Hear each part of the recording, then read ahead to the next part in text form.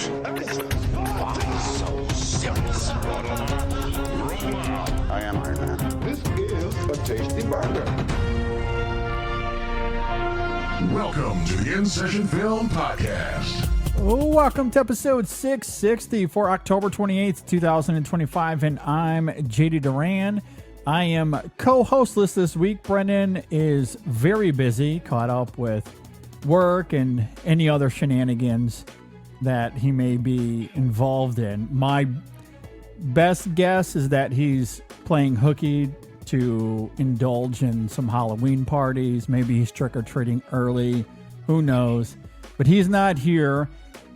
But I am joined by someone that I'm very excited to have here on the show.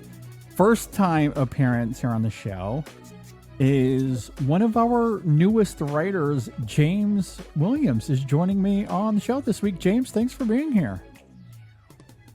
No problem, man. Thank you. Thank you, JD.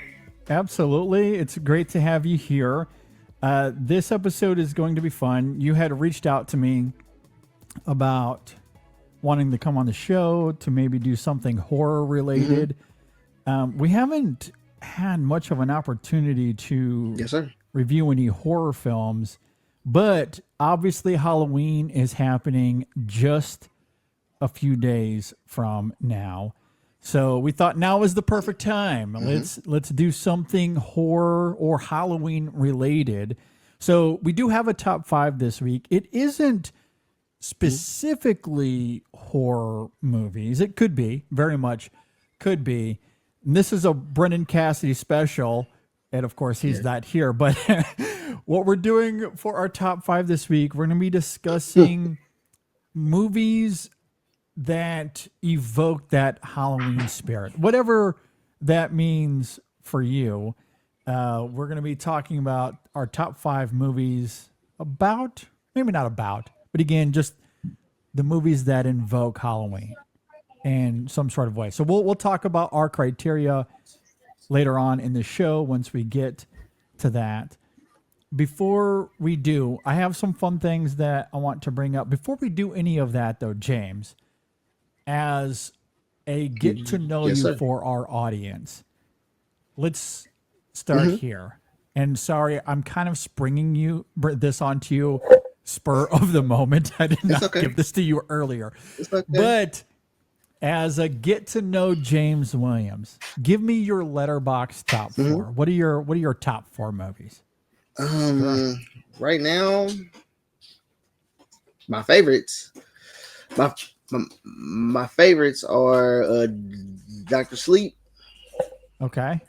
They cloned Tyrone. Oh, okay. Nice. Super and A Nightmare on Elm Street. Okay, nice. Yeah, some good movies there. I haven't seen those in quite some time, but a nice little mix there. Really do like that a lot. That's very exciting. All right. So again, thanks for being here, James. I'm really looking forward to hearing what your top 5 is as we get to that later on. I want to start here, and this is a bit of an update to something that we talked about last week on the show. Let's circle back to Steven Soderbergh and Adam Driver and Star Wars, okay? Because there was an update to the report, to the conversation that we had last week. And James, I know that you were not here for the conversation last week, but Brendan and I, we had a pretty extensive conversation about this because I'm such a huge Soderbergh fan. I think Adam Driver is one of the best working today. I would have absolutely have loved to see that movie. And at the time, the report made it sound like it was this idea that was percolating. It was a pitch that they had made to Disney and that Lucasfilm rebuffed the pitch. That was not at all the case. Instead, the project was actually greenlit. It had a finalized screenplay. It was entering early prep. They were staffing this film. Disney had purchased a fully developed treatment for the film, and it had a proposed start date. This was a film on the verge of going to production when Disney, for whatever reason, decided to shut this down, which adds so much incredible context to this that only heightens my frustration all the more. We were so close, so close to having this movie, and then Disney ripped it out of our hearts. I cannot begin to articulate how furious I am over this. It's crazy that we were that close and they just took it away from us. But what are your thoughts, James? Well, I mean, you know that like these things happen every day in Hollywood, you know? This is just one of those ones. I mean, it's just very upsetting, and just like we were super close. They were right there, but I wonder what happened. I really do. Yeah, I don't really know all of the details, and perhaps the exclusive on this that I believe was from the playlist earlier in the week. I'll be perfectly honest. I didn't read the entire thing because it just made me so upset to read that it was on the verge of development. They had purchased a treatment. It was totally greenlit. I had read that element of it. I guess I had read the cliff notes that I didn't really read the whole thing because it was too upsetting. Maybe I should have. I don't know if that report goes fully into it or not, but my best guess, they pulled the plug on this. Well, and I guess going back to the conversation last week, if we're going to take the initial report at face value, Bob Iger got cold feet because of what happened to Kylo Ren in the last movie. And he was afraid that there would be confusion if they brought that character back. I went into that at length last week. I think that's a bullshit excuse. I think that is lazy, and that's Disney wanting to avoid controversy or any more potential controversy. So my best guess is the discourse was so heated. It's still obviously quite toxic in many regards. I think they just got cold feet and wanted to avoid any more potential pitfalls.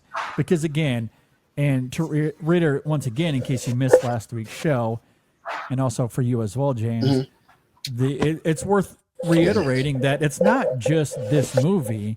They've essentially canceled everything. They've announced a dozen different projects, which we went into last week. None of them will likely ever see the light of day, other than this Ryan Gosling movie that they're currently shooting. We know that one is coming out in the next year or so. Outside of that, all of these other projects they've announced will probably end up getting the same treatment as this Soderbergh Adam Driver one. So I think it just kind of falls under the banner of Disney just doesn't know what to do with Star Wars at the moment. That's probably where we're at. So I guess we'll see, moving forward. Where do you stand on Star Wars? I'm curious. I did not see the last movie. Okay. Honestly, it just looked. I just didn't want to waste my time, man.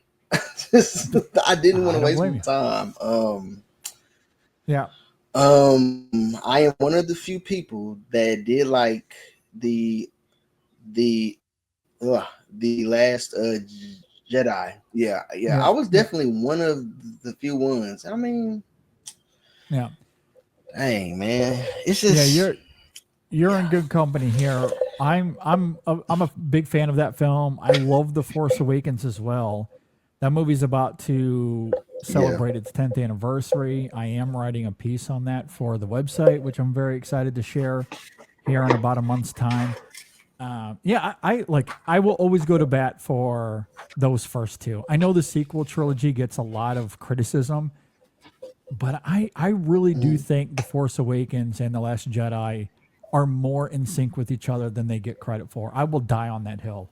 I think they're really, really great. For me, it really just is The Rise of Skywalker, and I don't blame you for not seeing it, James. I don't blame anybody for skipping that last one. Yeah, it's not great. It's not great. And I just, maybe it's because of my bias and my love for the Force Awakens and The Last Jedi, that if this would have been the palate cleanser, this Soderbergh movie, oh, man, that would have been an incredible way, I think, to make up for the disappointment of The Rise of Skywalker. I have no doubt. I have zero doubt, especially if they let Soderbergh make a Soderbergh movie. Maybe that, again, to our conversation last week, maybe that scared Disney a little bit, but like, where do you stand on Soderbergh? Are you a big Soderbergh fan? I think that I started watching his movies probably in middle school. I'm gonna say middle school. I am a big fan. So for the next Oceans film, why isn't he directing that? That is a great question. We posed that last week or 2 weeks ago. We talked about that as well. I don't know. That's also a curious decision, and it could be that Soderbergh wants to be in this experimental era that he's in right now, and I don't necessarily hate it. I've loved a lot of his work in recent years. Maybe he just didn't want to go back to that well again. I don't know. I honestly don't know. It's a good question. Okay. Maybe there's an answer out, to it out there, and I just haven't seen it. But that is a great question. I would my expectations for that movie is only simmering at the moment. If he was directing it, it would immediately be one of my most anticipated movies. But I don't know why he's not directing it. I don't know. But look, if he wants to keep doing these small gems, I mean, that's fine. I still think his two movies that came out earlier this year are still some of my favorite movies I've seen this year. Black Bag especially, I think is still one of my top 20 movies at this point. I mean, I still have yet to see a lot of the big, major awards players. So there's still plenty to see and to catch up with. So I don't know where that'll land in the next 2 months as 2025 begins to wind down. But at this point, Black Bag is still one of my favorite movies this year. I think that movie absolutely rocks. So, man, I don't know. If not Star Wars, I would love to see Adam Driver and Soderbergh get together. I think that'd be fun. I'd really like to see that. All right. Well, before we move on, any other thoughts on Soderbergh, Star Wars, or the Deuce? Okay. All righty. I'm going to maintain that, who knows, maybe we'll see that movie still one day. It's okay. You can come back to it. You can always come back to it. Yes. All right. I want to spend some time on this. And also, obviously I want to get your thoughts too, James, on these two individuals. But I want to talk about Spike Jonze and Charlie Kaufman. This is also funny because it was maybe 2 weeks ago on the show. I'd have to go back and check. But it was recently. It was within the last few weeks. I came on here and begged and pleaded. I can't remember exactly how it came up, but Brendan and I were talking, and I mentioned to him that I deeply, desperately need another Spike Jonze film in my life. That's what I've been pleading for the last, at this point, 12 years since Her came out. It's crazy that it's been that long. But Her It's been that long. Is one of my favorite films of the 2010s. Where the Wild Things Are was my favorite film of 2009. I could go down the list. Spike Jonze is just simply one of my favorite filmmakers. I would say Working Today, but he's not really working today. I don't it drives me nuts.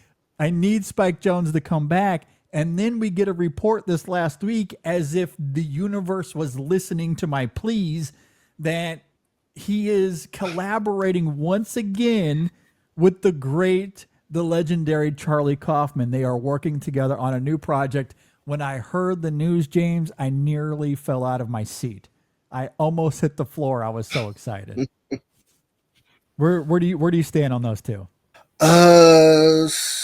I will say, Spike. I started off watching his music videos back when I was a kid, so okay, I'm definitely a fan of his. Okay, yeah. How do you feel about his work with Charlie Kaufman, being John Malkovich adaptation? Fans of those movies, I presume. Yeah. Yes. Yeah, it's interesting because, like, there's like I'm curious what they do. Brendan was joking that they could bring back Nicolas Cage and maybe they do a making of adaptation where it's Nicolas Cage playing himself as two different characters, which gives us 3 different performances. That'd be great. That'd be really interesting and weird and in line with the Spike Jonze, Charlie Kaufman of it all. Wherever they take us, I'm going to be very excited. I'm so excited that they're going to be working together again, because every time he makes a movie, it's just flatly one of the best films of that particular decade. Just incredible stuff. I just need more Spike Jonze in my life, at least in the film world. I haven't, admittedly, to your point, I haven't watched any of his shorts or his music videos or anything like that. But I do love his movies, and I need him back in my life desperately. So I hope the universe is continuing to listen. I really hope this comes to fruition within the next couple of years, because I saw that news and I was giddy. I was absolutely giddy. And I know Brendan would be deeply excited for this as well. I wish he was here just for that alone. Next week, we might have to bring this back up just so he can give his thoughts, because I know he's somewhere equally elated. Let's talk about David Fincher. So this has been another talking point. Obviously, Netflix and their relationship with the theaters. It's funny how you could potentially lose out on a bunch of money and it changes your relationship with theaters. Netflix, ever since K-pop Demon Hunters came out earlier this year, it's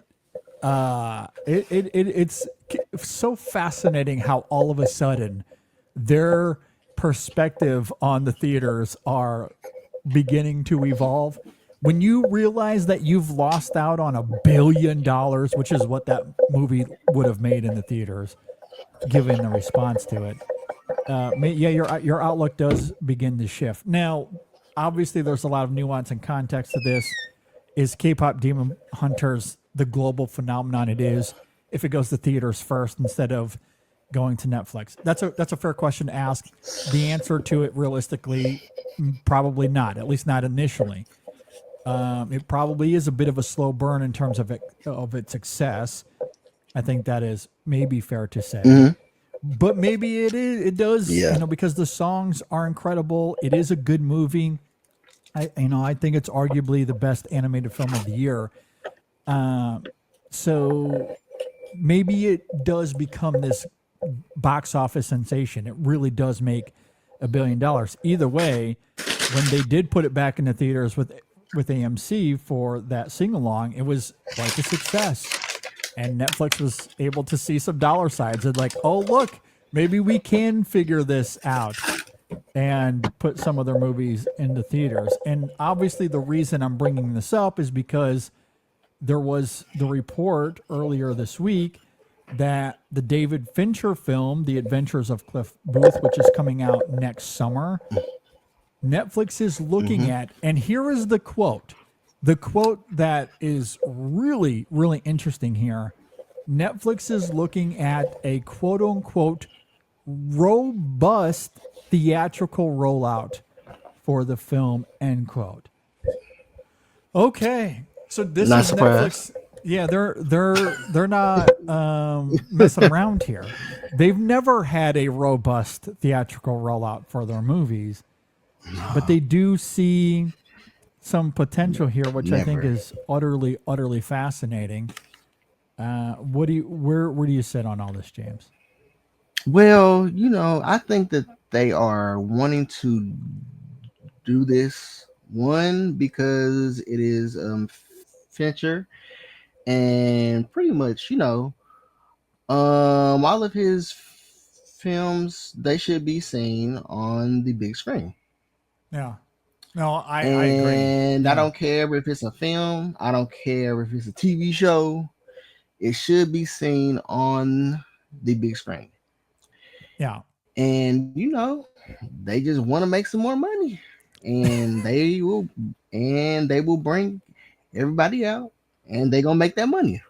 Yeah, it's interesting because obviously that hasn't been Extremely much good. of Netflix's relationship with the box office since their inception. In fact, much of the mess we're in is because of Netflix, which is also interesting when you're considering Fincher and all of this, because he's made movies such as Fight Club, for example, and The Killer most recently. Both of those movies dabble in themes of art versus commerce. That's one of the more fascinating elements, of The Killer. I love how he uses that film and that concept to once again dabble into consumerism, which of course adds fascinating irony that movie comes out on Netflix.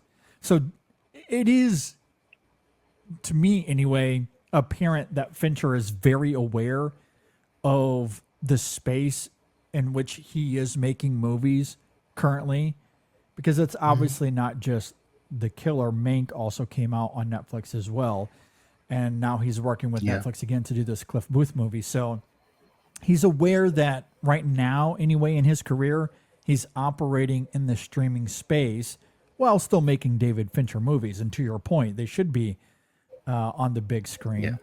But he is aware that he's making movies that don't go to the theaters, that it's on Netflix, and Netflix has completely upended the distribution system, for films and how films are made and how films are shot, especially when it comes to Netflix and how they want their movies to look and feel.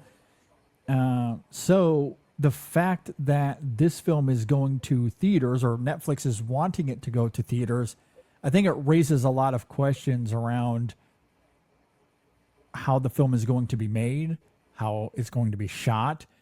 Does it upend that traditional Netflix sheen? Is it going to be a movie that is made to go to theaters first instead of going to streaming first? And I don't think The Killer or Mank is shot with that conventional Netflix sheen. I think those still look and feel and function as Fincher movies. But I do wonder if this Cliff Booth movie, if it allows for him to play in a bigger sandbox in that regard.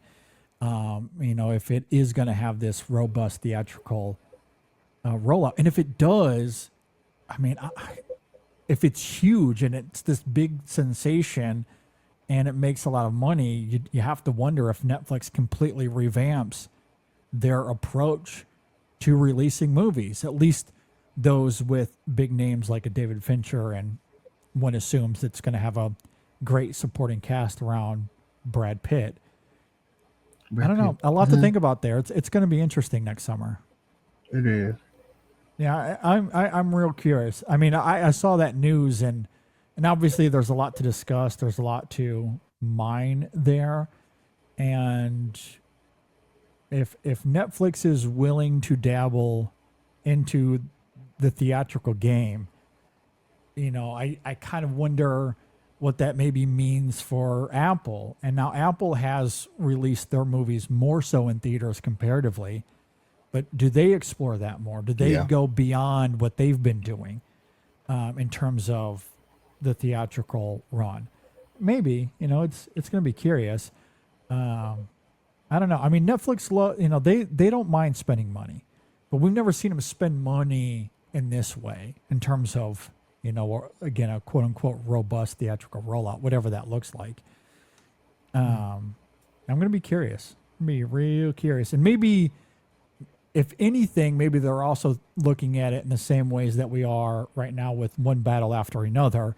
And even though people are debating how much of a success that is in terms of the budget of that movie and, compared to its box office. And look, I don't care how much that movie cost. The fact that it's making the money it does, in my mind, it's a success. I don't think people expected that movie to make over $150 million worldwide. I mean, it's crazy the money that movie is pulling in. That film was probably always going to be a loss to some degree, obviously. Yeah. And we've talked about this to death over the last few weeks, but that was always going to be an awards player, and it will have lots of Oscar nominations come January. Maybe this Cliff Booth movie will be similar. Even if it loses Netflix money, maybe they see a similar awards run as One Battle After Another. Maybe that's the play. I don't know. I guess we'll see. Maybe so. Yeah. All right. Before we get to the top 5, I want to give you some space here, James, because you wanted to talk about, speaking of the Oscars, you wanted to talk about one of the races or a couple of the races. Best Supporting Actor, I believe you had some thoughts on that you wanted to get off your chest? Yes, I did. All right. What do you got? Okay. When it comes to Best Supporting Actor, I mean, don't get me wrong. Sean Penn did an amazing job in One Battle After Another. But I do believe that I'm sure that he will be nominated. But he shouldn't win. Sean Penn? You're talking about Sean Penn? Yes. Okay. You want him to win for Best Supporting Actor? No, I don't. Okay, okay. I thought so. I was like, maybe I misheard you there. Okay, yes, but you think he'll be nominated at the very least? Oh yeah, for sure. Yeah, definitely. Yeah. I just feel like, I mean, for me personally, he's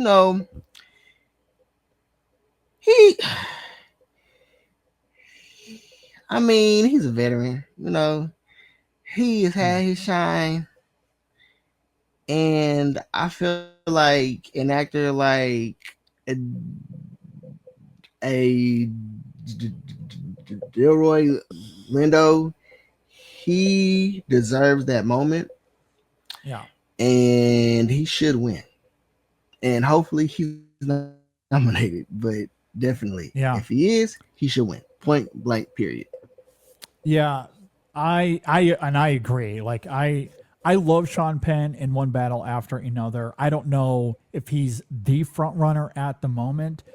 Certainly in the conversation. Absolutely no doubt about it. He's probably on his way to a nomination. I think with this category, one has to wonder, does that film get 2 win? Does Benicio del Toro also get in? There's been a lot of conversation around that. Or does the Academy limit that film to just the 1? Because you also have to consider Paul Mescal for Hamnet. He's I haven't seen the film, but based off of all the conversation I've seen, he's probably in. So if it's him and Sean Penn, that's 2. I've heard a lot about Stellan Skarsgård for Sentimental Value, which I'm seeing on Wednesday, tomorrow as we are recording this. I'm very, very excited for that. I've heard great things about him. So let's say he gets in, that's 3. What are those last 2 spots? Is it Del Toro? Is it Andrew Scott for Blue Moon? I could see it. I want to wait to see everything regarding my thoughts, at least with Andrew Scott. Andrew Scott is very, very good in Blue Moon. I would not put him in, to your point, over a Delroy Lindo. I would not. I would put Lindo in over Andrew Scott, and I would probably put him in over Del Toro. As much as I love Del Toro in One Battle, I would put Lindo in over those two as well. And then, man, the word on the street right now with Jacob Elordi and Frankenstein, good Lord, the conversation around him right now was real hot. And I heard. Is he able to get in? And, you know, I guess it just depends on what Netflix wants to do, because they also have Jay Kelly and Train Dreams, which is going to involve Adam Sandler. Do they push Adam Sandler more so than Adam Sandler? Mm-hmm. Yep. Do they push William H. Macy for Train Dreams? I've heard a lot of talk there. So, like, what Netflix decides to do with this category is going to be real interesting. Like, where do they put their money? That should be fascinating. But I've heard a lot for Jacob Elordi. Maybe those last two are Delroy Lindo and Jacob Elordi. Maybe those will be the five. Elordi, Lindo, Mescal, Skarsgård, Penn. Maybe that's the five. And if that's the case, I mean, that's a really strong five. Again, I haven't seen some of those, but assuming that they live up to the bill. That's a dog fight. That's a dog fight, yeah. Yeah. I mean, if that ends up being the five, I mean, man. good Lord. I mean, that would be a really, really strong five. So, yeah, man, it's fascinating. And then one has to wonder, with the sinners of it all, is Miles Canton like a dark horse to get in? Like, I don't know if I see that happening, but perhaps. And I don't want to forget Jeremy Strong and Springsteen. I know there's been talk there. I haven't seen that film, but you know, people like Strong. He had that, you know, the success of last year. So I don't know. It's interesting. I didn't really think about this category until you brought it to my attention as something to want to talk about. And then I looked at it and I was like, man, if the cards align here, this could be a really, really fantastic category. I'm really looking forward to it. And I hope you're right with Lindo. If he does get in, I mean, look, I wouldn't be mad if my boy Paul Mescal won either, especially knowing I have not seen Hamnet, and I am preparing my own funeral when it comes to that, because that film is going to kill me. It is absolutely going to kill me. So, like, if Paul Mescal gets it, like, wins, will not be mad about it. You know, Stellan Skarsgård, I've loved for years and years and years. If he was to win, certainly couldn't be mad at that either. This might be one of those awards where no matter who wins, you're going to just shake your head and go, yep, totally get that. Yeah, that's understandable. Yeah. But you do make a good point about Sean Penn in the sense that he's won Oscars. He's been on the mountaintop, so to speak. Maybe you give it to someone like a Delroy Lindo, who's been around for a while, you know, could use a moment. I think that'd be fun. Yeah. Any other thoughts on the category that you have or on Lindo? No. All right, let's talk about coffee. You love it. I love it. We all need great coffee in our lives. That's why we love Coffee Cult. Look, you can go to the store and you can buy cheap coffee that is sitting around for God knows how long. It's been 6 months since it was roasted, a year perhaps. Who knows when it was roasted, but we do know that it's been sitting around on a shelf for a long time. Or you could go to a local coffee shop and spend $10 on a drink. That's always possible as well. What's great about Coffee Cult is that maybe the coffee is a little bit pricier than your store-bought coffee that's been sitting around for a long time, but we're talking about the top 2 specialty grade coffees in the world. That's all they roast, and it is incredible. So we're talking about quality. We're talking about high-end quality coffee. It is really, really great, and it is roasted to order, so it's never sitting around on a shelf.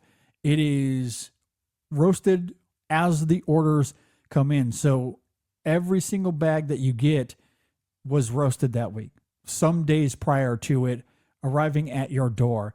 It is a great, great coffee. You're going to absolutely love it.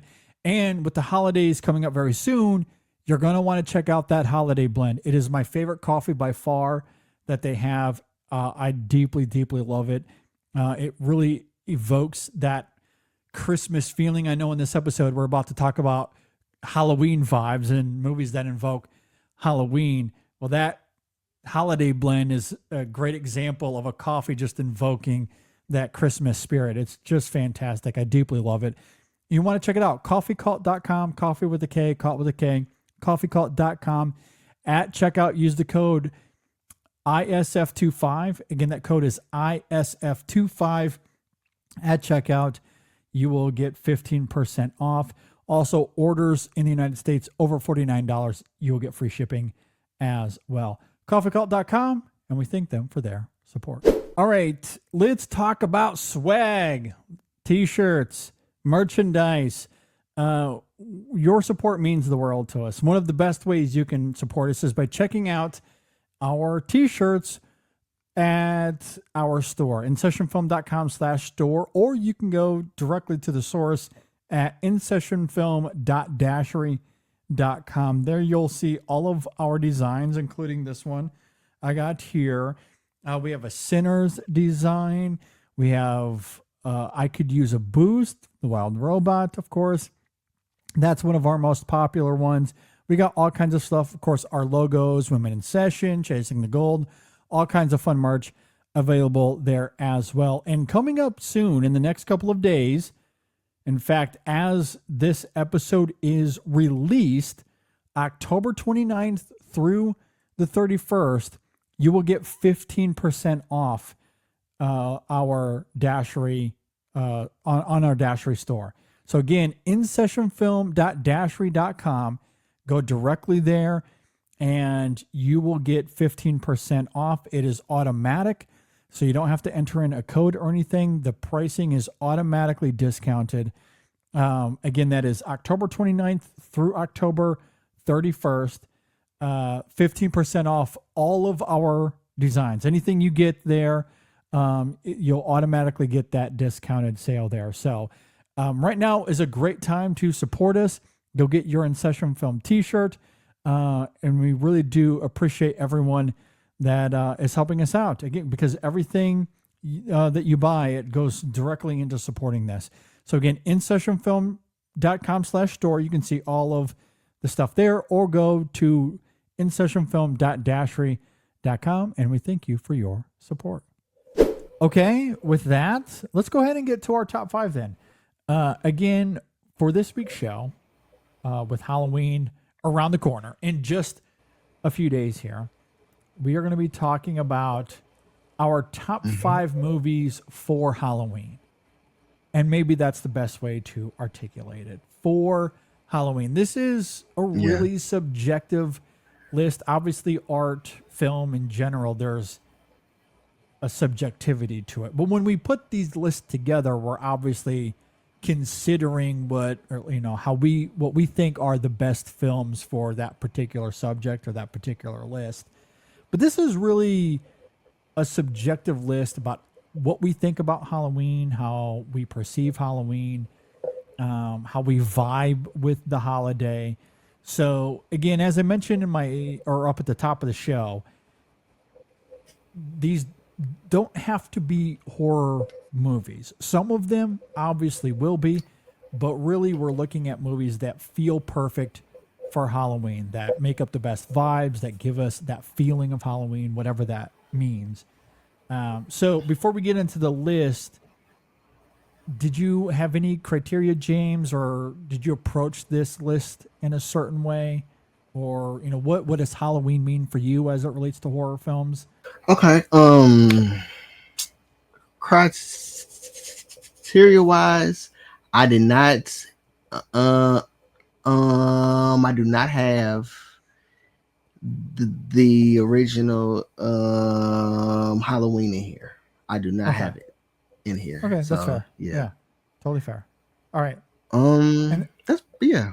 But But that's Okay. pretty much it. Yeah, no, that's fair. Usually I do have some sort of criteria. I don't know if I really had anything here because again, and what I love about Brendan's structure here, how he framed this, is that it's just really how we vibe with the holiday. Yeah. And that's a really unique way to talk about this this particular list. So I didn't really constrain myself all that much. I went with the 5 movies that for me just really supplant me into the spirit of Halloween and how I particularly vibe with it. So yeah, just really subjective in that regard. Okay, let's go ahead and dive in then. What do you have at number 5? Number 5, I am going to throw out Hocus Pocus. Okay. Hocus Pocus. Horror classic. I have been watching it since elementary school. Okay. Well, and it is set on Halloween, and just the vibes are just perfect. Mm-hmm. You got the Sanderson sisters, just a wild bunch of witches, and just I love the Halloween vibe, Sure. and everything is just natural. Yeah. No, that's a fascinating pick. Like if you grow up watching, that movie as a kid, and we're probably somewhat similar in age in that regard. Because I grew up watching this as well. I don't know how you feel about the sequel that came out a few years ago. I didn't particularly like it all that much, but I didn't. That first one though, it does hit the nostalgia blinders in the right spot. Yes, it does. It's fun. It's tacky in the right ways. The performances are just wonderfully over the top. It's just a ball. It's a lot of fun. So yeah, that's a really great pick. All right, my number 5. I'm going to the world of Tim Burton. I'm going with Beetlejuice for my number 5. Okay.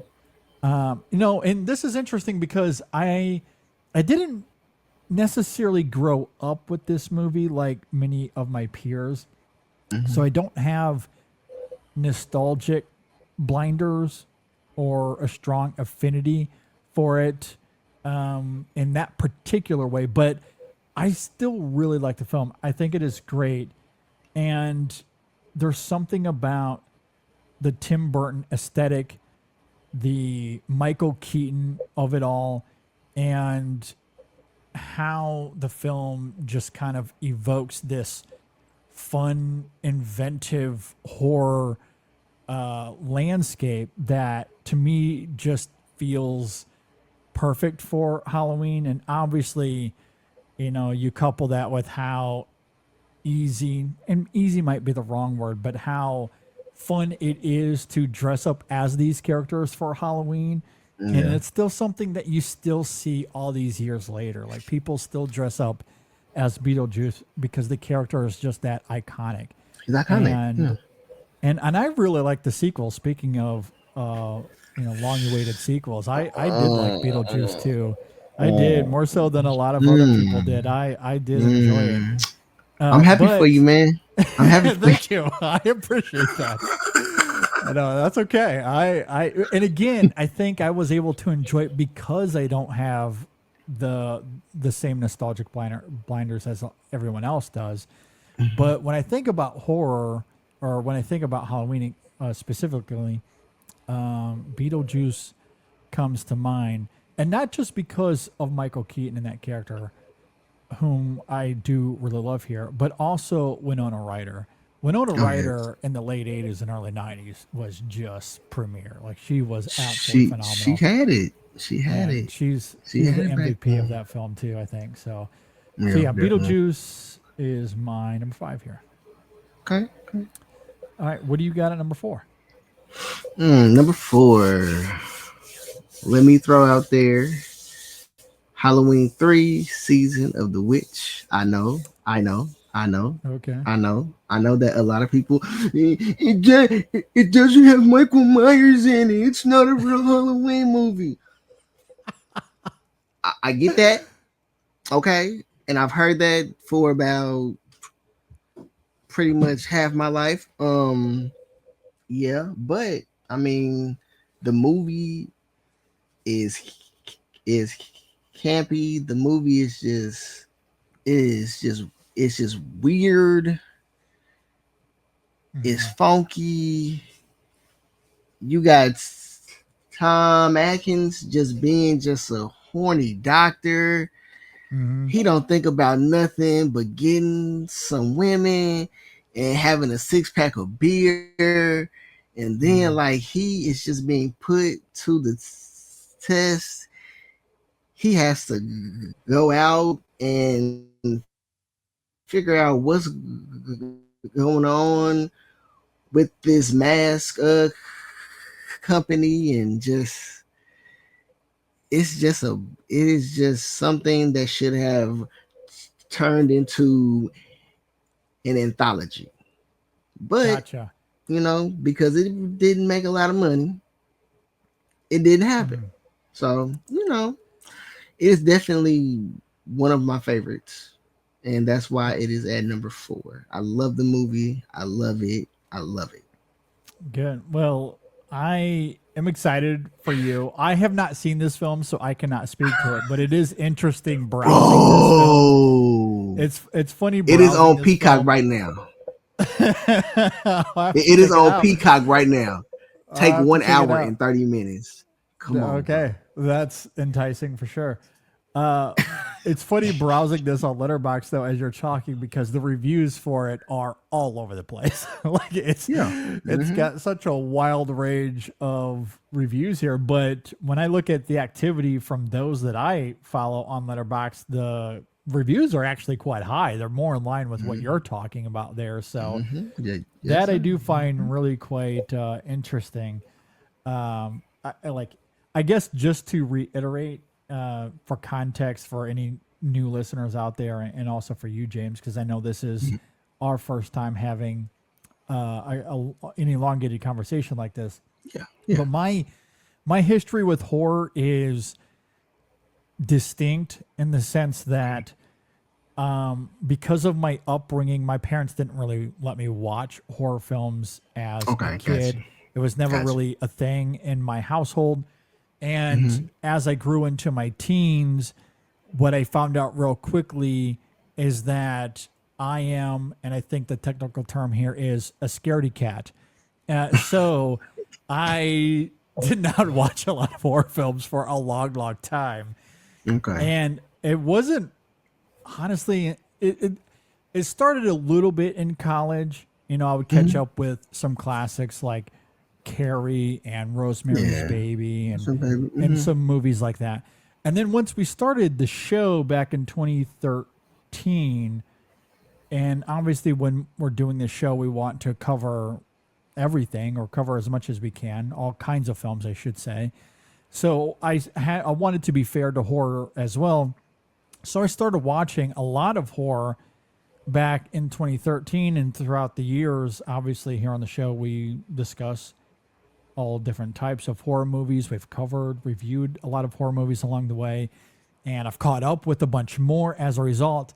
And so it is a genre now that, because of this show, I have come to love, come to really like a lot. And I have learned to grapple with, I wouldn't say overcome, but I have learned to enjoy these films despite my inner scaredy cat, if you will. Like, that hasn't necessarily always gone away, but I've been able to still enjoy a lot of these movies despite that. So all of that to say, I have a lot of blind spots still, such as Halloween 3. That a lot of words to say that's the reason I haven't caught up with a lot of slasher movies of the 80s, especially. Yeah, because that's part of the story as well. Like when I was catching up with some of these movies in high school and in college, and you'd get to these, at least at the time, I would consider them these cheesy, tacky slasher movies that felt empty to me. They just felt like they were regurgitating the same formula over and over again, and it was just an exercise in genre thrill, and they weren't really giving me much beyond that, especially when you compare it to A Rosemary's Baby, which has rich themes behind its horror, or Carrie, same thing there. So like a lot of the thinner genre thrills that the 80s were giving me, at least of those that I had seen, it turned me off from horror. Again, I feel a lot differently about the genre now than when I was in high school and in college. But that's why a Halloween 3 is a blind spot. So anyway, I got to catch up with it. A lot of words to say that. Interesting, though. Very interesting. All right, number 4 for me. I am going to the original zombie movie. I'm going to Night of the Living Dead, the George Romero film from 1968.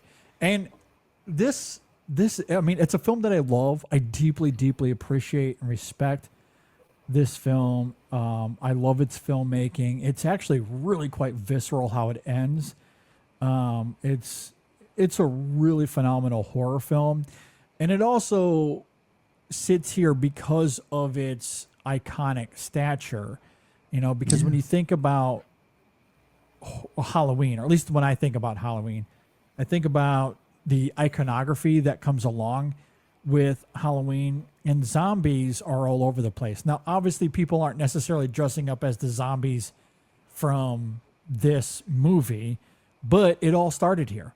The modern language, the modern visuals, how we think about the zombie that has evolved over the years for sure.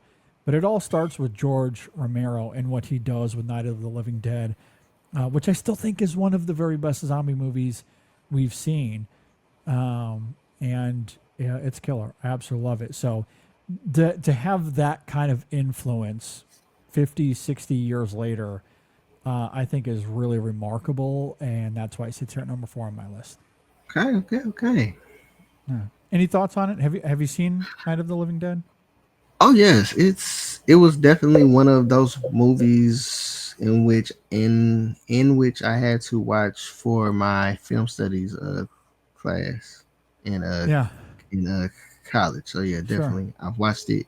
I've probably watched it maybe over like 15 to 20 times. Mm-hmm. Yeah. Oh, it's a great film. Yeah, and this is one of those that I probably caught up with initially in college or sometime shortly after. Mm-hmm. And it's just a film that's just continued to evolve and one that I appreciate. And I do try to watch it at least every few years. Like I still try to keep it top of mind, especially when we get to spooky season as we are here. Really like that a lot, and definitely comes to mind for Halloween purposes. All right, number 3. What do you got at number 3? Okay, number 3. Idle Hands. That would be my number 3. Okay. Yeah. Mm-hmm. Yeah, definitely my number 3. I grew up watching this a ton. Like, it's one of my favorite horror comedies. I mean, when it comes to the music in the movie, like, I mean, I was flipping back and forth in between MTV and BET and VH1. So, like, when it comes to music, like I mean, like I am pretty well versed in it. Okay. And the music in the movie is fantastic. The comedy, it is just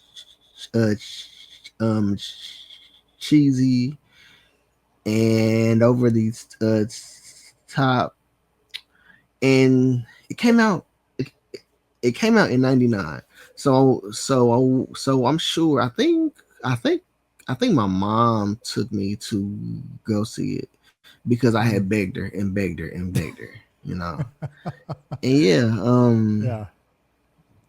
it's one of my faves. Nice. This is another blind spot for me, and why having you here for this list is really fascinating and compelling because we have such a very different list, and I absolutely love that. No, this is and this is a missed opportunity as well because a month and a half ago we did our 1999 retrospective, and I did not see this in time for that retrospective. As many 1990 movies as I watched earlier in the year. So even though it's post doing that retrospective, I might still need to make time for this just to keep in the spirit of 99 in that retrospective. But no, that's it. You sold it extremely well. I'll just say that it absolutely fascinated me. So it does sound like a movie of its time. Maybe it's a little bit dated. I don't know. But that's okay. That was the fun of doing that retrospective as well, as we always do every year, because sometimes you just see movies that are just of its time and of that era. And those are those can be some of your favorites for sure. So I'll have to add this one to the list as well. All right, my number 3, this is going to be a little controversial, and I understand why. I totally understand why, because its author, or I should say the author behind the original source material that the films are based off of, she's extremely polarizing, and I am not a fan of hers either. But this comes to mind because I do love the movies. Say what you will about the author, she's the worst. But the movies by themselves in a vacuum are really great, and they are absolutely 100% for me synonymous with Halloween. I am, of course, talking about the Harry Potter franchise. Harry Potter is my number 3. And I'm not necessarily boiling this down to a single film, because they're all structured similarly, at least until you get to the last one, to Deathly Hallows Part 2. But they're all structured the same in terms of, Harry arriving to school, shenanigans happening while he's at school, and then he goes home for the summer. So, but like during that, especially early on in those films, they do go out of their way to make it seasonal. So in a lot of ways, you could lump Harry Potter into maybe a winter or a Christmas list as well, because they do definitely showcase that a lot in those movies. They do. But Halloween is certainly part of it. And I think you also couple that with the magic of it all, which feels very Halloween to me. The way the costumes are very prevalent this time of year. I live in South Florida, so I'm just a few hours down the road from Orlando. And if you ever go to Orlando this time of year, if you go to Universal and you go to Harry Potter World, people are dressed up to the T all throughout October, especially as Harry Potter characters. And if you're a fan of that franchise, the film franchise, again, separating the author, that there's a lot of fun to be had there. And I do really love those movies a lot and enjoy watching them. I've been going through them for the first time with my son this month. It's been a few weeks. We got a little distracted with other things happening, but he had never really seen these movies before. He's seen clips here and there or scenes that have played on TV, but he really wanted to go through them. So we've gone through like the first 4 or 5 earlier in the month, and something that we will probably finish in the next week or so. And so like he's now getting to experience them for the first time, and so it's always fun to see others have that first experience and get that perspective. So these movies are fresh on my mind. Whenever I do catch up with them, it tends to be during spooky season. It tends to be during Halloween.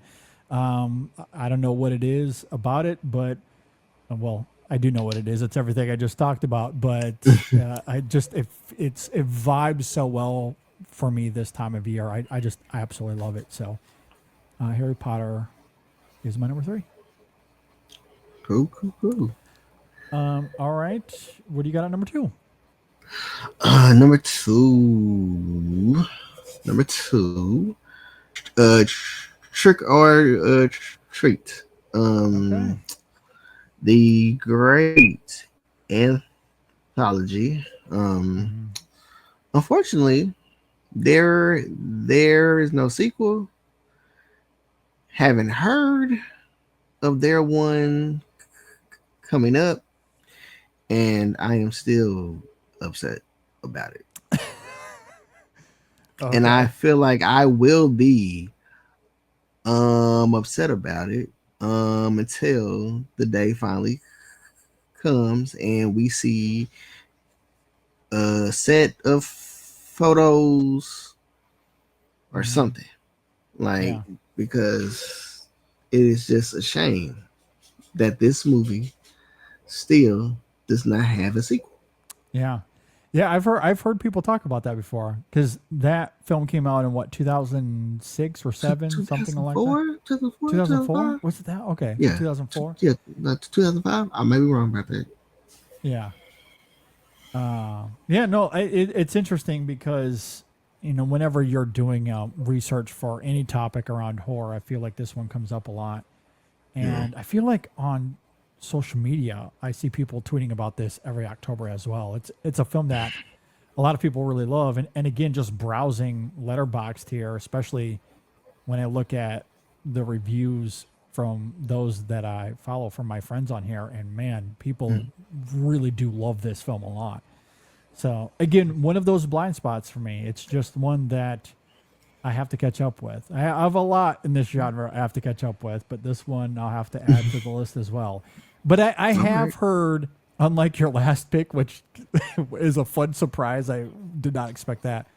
This one, I have heard people talk about prevalently over the last several years. Like people do really love this one a lot. So, all right, yeah, I'll have to add that one to the list as well.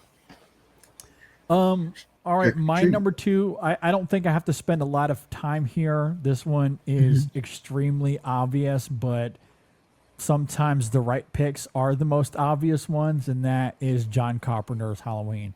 So I know you left this off per your criteria, which is great because that means we won't cross over. And you had a different Halloween. It allowed you to have a different Halloween on your list, which was really great. So I am just going to go with John Carpenter's Halloween. Which is a masterpiece, a full-on masterpiece for all the reasons everyone has ever said about the movie. I think we all know why this film is great. Yeah.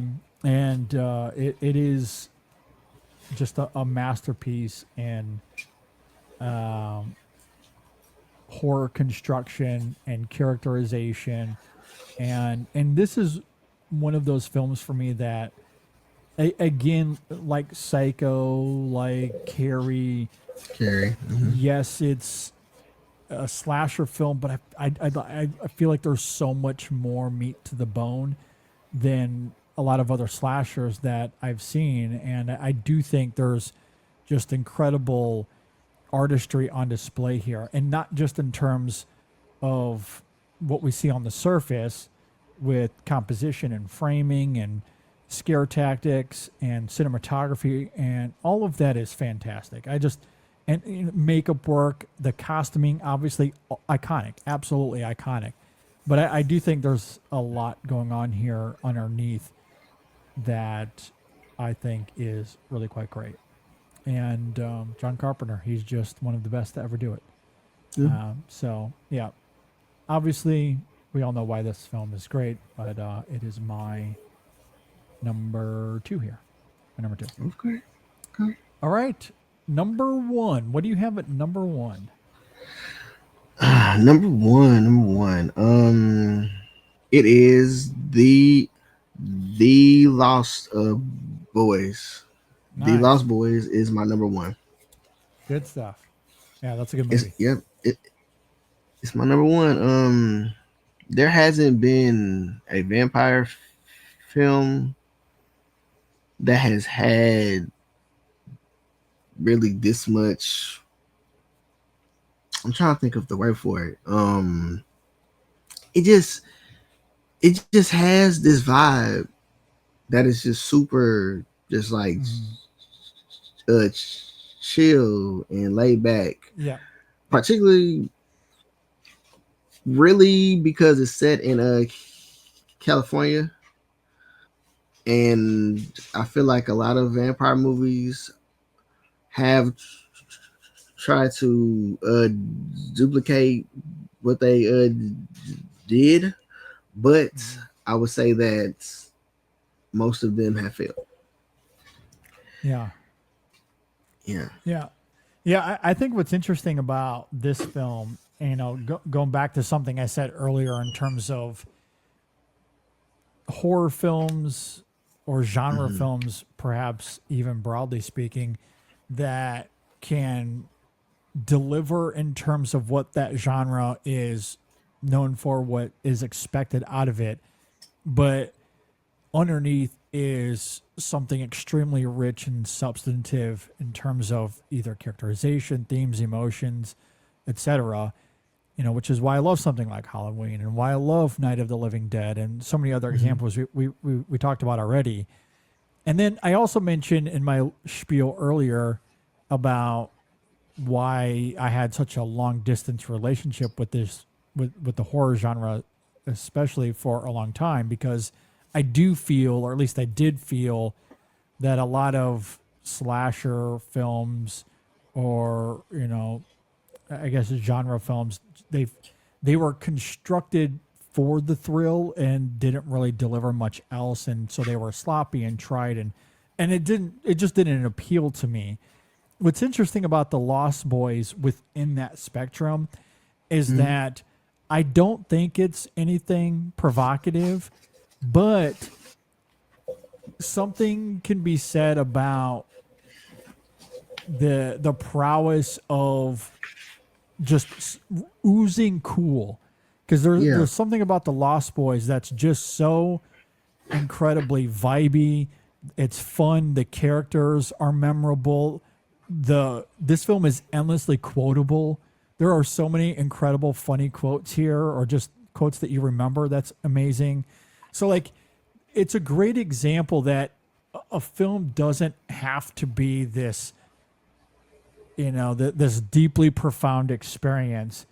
It can just be a genre thrill that's fun, that has cool characters, that has a cool story, and just wants to vibe. And that's okay. And I think this film, like, it avoids a lot of tropes and cliches, even though it's dabbling in predictability in some ways. But I think it's able to overcome those blemishes and overcome those pitfalls because it succeeds so mightily at just being a vibe movie. And I think that carries it a long way. And that's ultimately why I really like it a lot. Yeah, I would absolutely take this over a lot of other teen genre films we get nowadays. Yeah, it's good stuff. Yeah, really good stuff. Okay. All right, my number one, I am going to one of my top 5 animated films of all time. The Nightmare Before Christmas is my number one here. This is a staple for me. I watch this every Halloween. Without question, I have gotten to introduce this to my oldest some years ago. He really loves it. My youngest isn't quite there yet where he can watch movies, but that's going to be a really fun experience in the next year or so, getting to introduce him to this movie. The stop motion is absolutely remarkable. And the other thing for me with this movie, and I know there's debate about this, people will disagree here, and that's perfectly okay. You can disagree, and we can still be friends. That's fine. But for me, The Nightmare Before Christmas will always be, first and foremost, a Halloween movie. And I say that exclusively. And the reason I say that is because Christmas in this film is disposable. You can replace it with any other holiday and the story doesn't change. Fundamentally, it stays the exact same. But you can't replace Halloween. Halloween is fundamental to the arc. It is the reason Jack, he goes on this journey to remind himself of his identity, remind himself of who he is. He is the Pumpkin King. That's who he is. He's not Santa Claus. He's not the Easter Bunny. He's not Thanksgiving turkeys. He is the Pumpkin King. He is Halloween. So you can't replace Halloween, but you can replace Christmas. Jack could have gotten caught up in Valentine's Day. He could have gotten caught up in Thanksgiving, which is the tree that I would have went down. I would have absolutely went down the Thanksgiving tree, or the 4th of July, or any other holiday. He could have gotten wrapped up in anything else, but 4th of July. You know who the villains would have been? Well, MAGA. Yeah, MAGA would have been the villains of the nightmare before the 4th of July. MAGA, baby. Yeah, you're probably not wrong about. They would have been the villains, and it would have been just a sight to see. Oh, yeah, you're not wrong. But yes, that could have been the movie you got as well. And in the end, Jack would have learned that he doesn't belong to the 4th of July. He doesn't belong to Christmas. He doesn't belong to whatever. He belongs in Halloween Town. And so look, for me, that's my argument as to why it is almost exclusively a Halloween movie. But because they chose Christmas, that is ultimately what the filmmakers here chose to include. You know, they didn't, probably for the best now in hindsight, they didn't choose 4th of July. They didn't choose Thanksgiving. They chose Christmas. And understandably, Christmas is the most popular holiday. So that's what they chose. And the film utilizes Christmas wonderfully. It is a great rabbit hole for Jack to get caught up in. So they did pick the right holiday. I'm just saying, thematically speaking, you can replace Christmas. It is disposable. You can get rid of it. You can substitute it, but you can't substitute Halloween. The film is fundamentally different at that point. Completely new DNA. So for me, it is the quintessential Halloween movie, and that's why it's my number one here. And like I said, I think this is also just one of the best animated films of all time. Love the music, love the characters, gorgeous in every single way. And like immediately when you say Halloween, that's the first thing that comes to mind every single time. So it is maybe far and away my number one here. I deeply, deeply love this film a lot. I've seen it countless times. Like I said, I do watch this every Halloween, every October. Every year. Did you have any other honorable mentions? You want to toss out a few honorable mentions before we get out of here? Yeah, sure. First one definitely going to be Tales from the Crypt, Demon Night. That is definitely one. Okay. Another one would be Carrie. Yeah. Okay. Yep. And one more, Zack Snyder's Dawn of the Dead. Okay. Yeah. Okay. Yeah. That makes sense. Yeah, and that's one of his better movies for sure.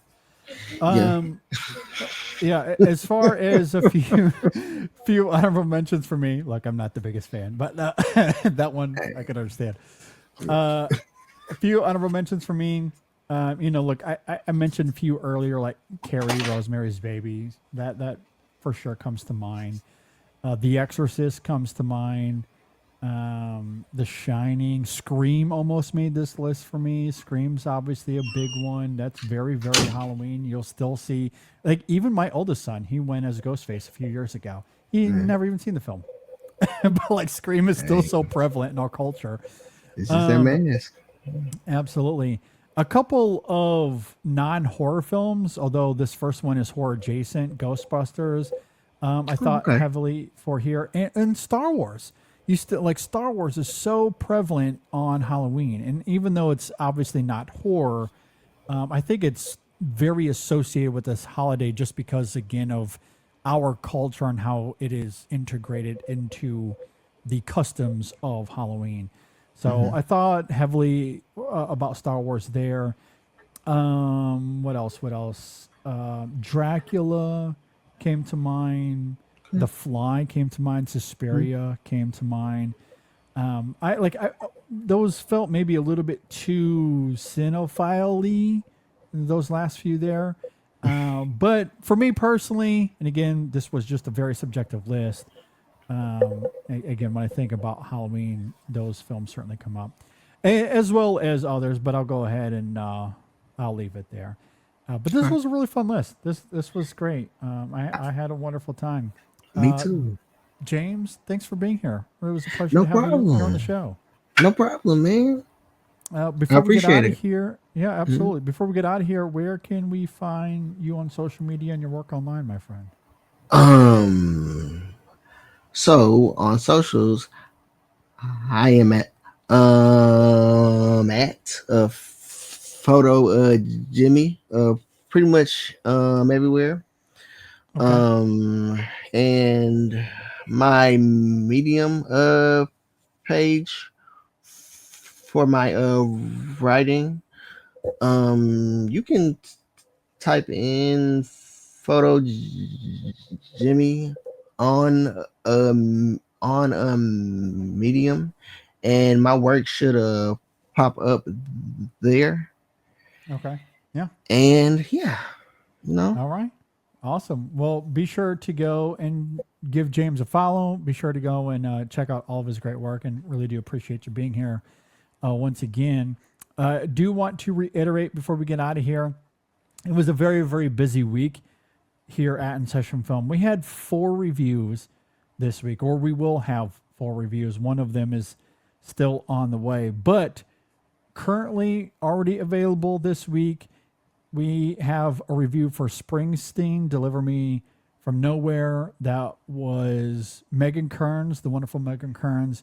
She was joined by Sharia Chavla for that one.